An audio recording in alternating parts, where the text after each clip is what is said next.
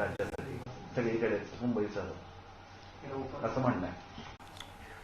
दोन भावाची युती मुंबईमध्ये झाली, त्यानंतर त्याची नाशिकला पहिली सभा झाली. निवडणुकीचा काळ आहे, आधी उत्सुकतेपोटी आणि कार्यकर्त्यांवर असलेल्या दबावापोटी ही झालेली गर्दी होती. परंतु त्या गर्दीचं रूपांतर मतदानात होईल असं समजण्याचं कोणतंही कारण नाही. राजसाहेबांच्या यापूर्वी सुद्धा यापेक्षाही मोठ्या सभा झालेल्या आहेत, पण त्याचं मतामध्ये कधीही रूपांतर झालं नव्हतं. म्हणून त्या सभेकडे एक मनोरंजन म्हणून पाहणं एवढंच काहीतरी नाशिककरांनी केलंय.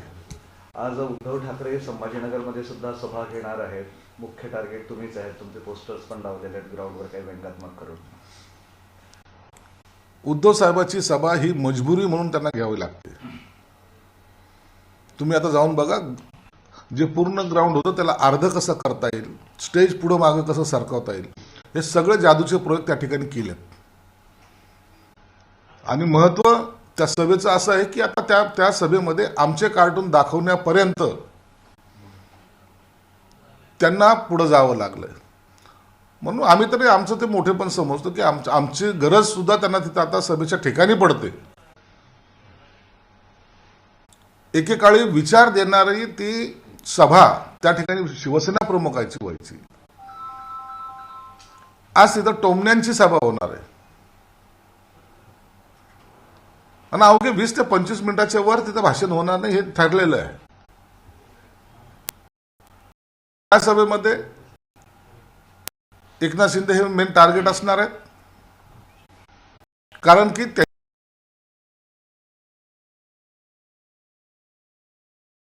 त्यांना जाणवतोय, त्यामुळे त्यांच्यावर टीका करतील. नगरचं यांनी वाटोळं केलं त्या प्रश्नावरही बोलतील. ज्यांच्याकडून पैसे टक्केवारी ज्यांनी घेतली तेच लोक आता पाण्यासाठी तिथं भाषण करतील. आणि म्हणून त्या सभेचा बार हा फुसका राहणार आहे. Bombay is not a Maharashtra city. Bhajap नेते अण्णा मलई मुंबईत प्रचार करताना बोलले. काय होतं, हे साऊथचे लोक किंवा इतर महाराष्ट्र सोडून इतरचे येणारे जे लोक आहेत ना,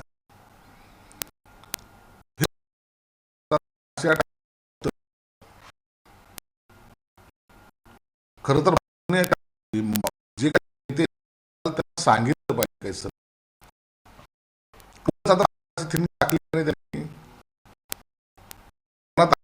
परंतु बोलून गेलं. म्हणून भाजप प्रचारक जे असतात, स्टार जे आहेत त्या थोडं बरोबर. नवी मुंबई महापालिका एकनाथ शिंदे खूप भ्रष्टाचार करत आहे, त्यामुळे शिंदेचं पद जाईल आणि त्यांना तुरुंगात जावं लागेल असं भाजप नेते गणेश नाईक म्हणतात. गणेश नाईकचं आता वय झालेलं आहे. वारंवार सांगून सुद्धा त्यांना कळत नाही. काही बुद्धिभ्रष्ट झालेली त्या माणसाची. प्रशासक असताना आम्ही ठेवी पळवल्या, कशा कुठं पळवल्या, काय केलं त्याचं. यांची जी एक हाती सत्ता होती ना, त्याला जी काही आता ओहोटी लागलेली आहे, त्यामुळे त्यांनी असं वक्तव्य केलेलं आहे. एकनाथ शिंदे साहेबांमुळे तुम्ही सत्तेत बसला हे विसरू नका ना. कशाला तोंड उघडायला होता. ते एकनाथ शिंदे साहेब ते सहन करतील तोपर्यंत करतील. नसता त्यांनी आमच्यासारख्याला जर सांगितलं तर आम्ही तुम्हाला सडेतोड उत्तर सुद्धा देऊ शकतो. म्हणून आता वरिष्ठ नेते जे देवेंद्र फडणवीस साहेबांनी ह्या अशा गोष्टीची दखल घेतली पाहिजे. त्यांना बोलता येतं, आम्हाला बोलता येत नाही. मग उत्तराला प्रत्युत्तर द्यायला सुरुवात केली तर मग त्याचा परिणाम हा चांगला होत नाही, हे त्यांनी लक्षात ठेवावं. बदलापूरच्या लैंगिक प्रकरणातला एक आरोपी आहे तुषार आपटे, याला भाजपने स्वीकृत नगरसेवक केलं. अत्यंत दुर्दैवी, अत्यंत किळसवानं. ज्यांनी छोट्या मुलीवर लैंगिक अत्याचार केले त्यातला जर आरोपीला आपण स्वीकृत सदस्य करत असाल तर याला कोणीही मान्यता देणार नाही. ही बाब अत्यंत गांभीर्याने घेतली पाहिजे होती. अशा पद्धतीने राजकारण करणं हे गैर आहे. लोकांच्या भावनाचा तो अनादर आहे आणि लोक त्याच्यामुळं संतापतील जरूर.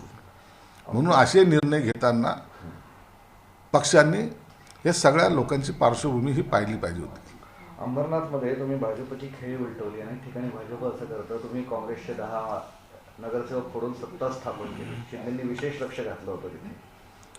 विशेष लक्ष नाही आहे, तिथं सत्ता पहिल्यापासून शिवसेनेची राहिलेली आहे आणि ती सत्ता कायम करण्याचं काम एकनाथ शिंदे साहेबांनी केलेलं आहे. आता कुणाला वाटतं आमची सत्ता यावी, असं प्रत्येक ठिकाणी होत नसतं ना.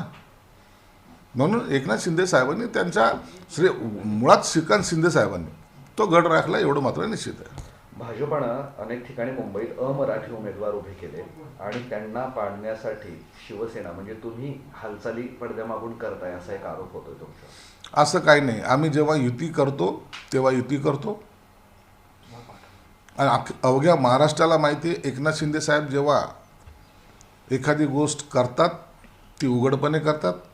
लपून पुन्हा पाठीमध्ये खंजीर खुपसणं हे आम्ही कधी ना केलंय ना करणार. म्हणून एकनाथ शिंदे साहेब असे घाणेरडं राजकारण कधी करत नाहीत.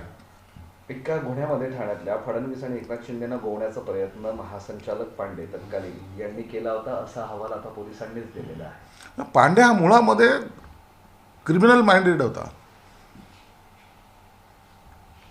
त्याचं कामच ते होतं. काही काळ ह्या पदावर राहायचं, देवेंद्र फडणवीस असेल एकनाथ शिंदे साहेब असेल यांना प्रकरणात गोवायचं आणि जशी जशी रिटायरमेंट जवळ येईल त्या टायमाला राजीनामा देऊन पुन्हा राजकारणामध्ये सक्रिय व्हायचं, हे त्याचं स्वप्न होतं. आणि ते स्वप्न पूर्ण करण्यासाठी त्यांनी हे सगळं उठाठेव केली होती. आता अहवाल आलेला आहे. आता पुन्हा पांडेवर आता कारवाई करण्याचे आता संकेत मुख्यमंत्री जरूर देतील आणि त्याच्यावर कारवाईसुद्धा केली जाईल. एक इंटरेस्टिंग प्रश्न होता की ठाण्यातील 1,000 एकर वनजमीन आहे ती महसूल मंत्री चंद्रशेखर बावनकुळे यांनी एका विकासकाला देऊन टाकली आणि असा आरोप आता भाजपच नेते गणेश नाईक करतात. आता बावनकुळेंनी जमीन दिली, कशी दिली, काय दिली आणि त्याच्यावर जर आरोप गणेश नाईक स्वतः करतायत तर प्रकरण कदाचित गंभीर असेल आणि मुख्यमंत्री त्याची दखल जरूर घेतील. एक असदुद्दीन ओवैसीचं वाक्य आहे, एक दिवस या देशात हिजाब घालणारी महिला PM सुद्धा बनेल.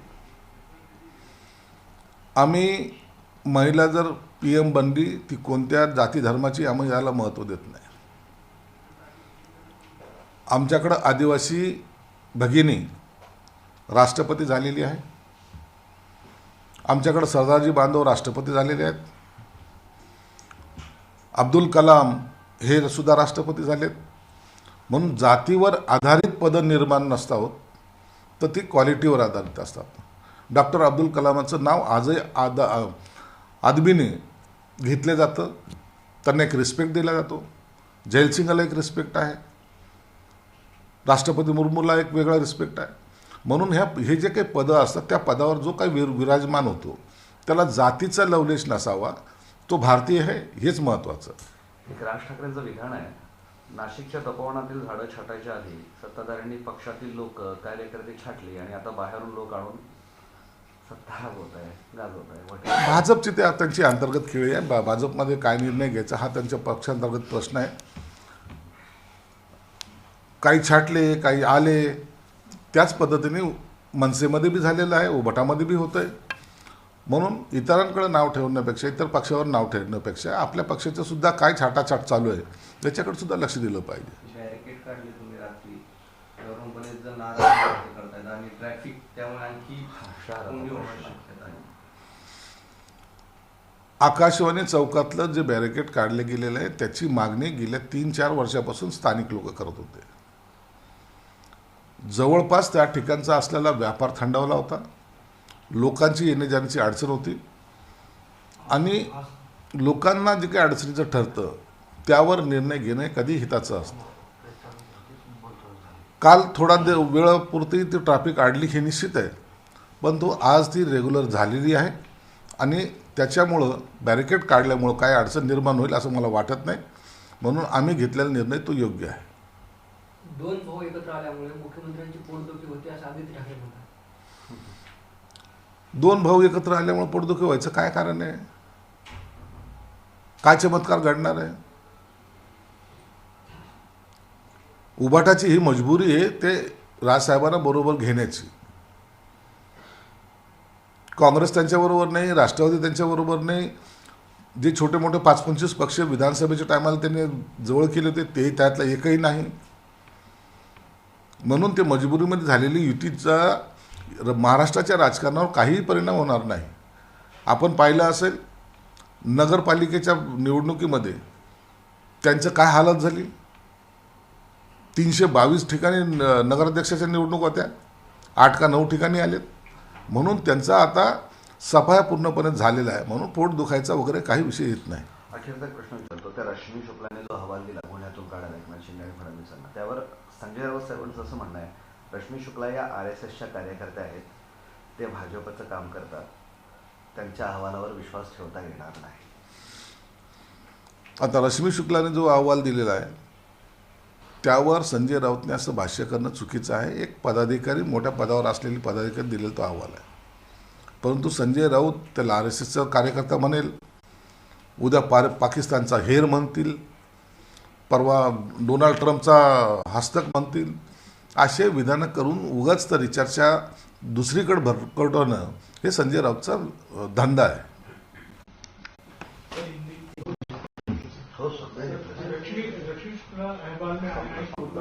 मुख्यमंत्री थे उस समय जो है देवेंद्र फडणवीस और एकनाथ शिंदे साहब को फंसाने की कोशिश की गई थी. देखिए, उद्धव ठाकरे साहब की जब सत्ता थी उन्होंने जानबूझ के अपने आदमी को कैसा फंसाना चाहिए, ये जो सत्य के आड़ आ रहे थे देवेंद्र फडणवीस, उद्धव ठाकरे, इनको अगर जेल में डाल दिया तो कुछ अपनी सत्ता बचेगी ऐसा उनका ख्याल था. आपने देखा होगा नारायण राणे को खाना खाते वक्त थाली पे से उठा के भी उनको अटक की गई थी. तो ये क्रूर नीति उद्धव ठाकरे ने अपनाना शुरू कर दी और उसका नतीजा ये हुआ कि उनकी सत्ता गई. हिजाब वाली महिला एक दिन PM बनेगी, बनने दो, क्या बात है, लेकिन उसको जात का रंग मत दो. मुस्लिम महिला बनी तो हमको कौन सी दुखी होने वाली बात नहीं. क्वालिटी होगी, देश के लिए कुछ करने की चाहत होगी तो बने तो कोई फर्क नहीं पड़ता. आज आपने देखा होगा हर किस्म का, हर जात का आदमी ये देश का राष्ट्रपति तक बना है. जैल सिंह देख लीजिए आप मनमोहन, ये अपना कोई भी जो राष्ट्रपति बना है वो हर एक जात का बना है. आज आदिवासी ये राष्ट्रपति है, इसके अब्दुल कलाम ये भी राष्ट्रपति थे, उनको एक सम्मान दिया गया है. और लोगों ने ऐसा कभी देखा नहीं है राष्ट्रपति कौन से जात का है. तो वो अपना नागरिक है और अच्छी तरह से काम करता है, तो बने तो हमें कोई उसमें ऐतराज नहीं है. जो परिवार की समस्या थी वो खत्म हो गई है, अब दोनों NCP एक है, अजीत पवार. अच्छी बात है. आज न कल वो एक आने वाले थे, ऐसे संकेत कई दिनों से चल रहे थे. अगर आते हैं तो उनको हमारी शुभेच्छा है.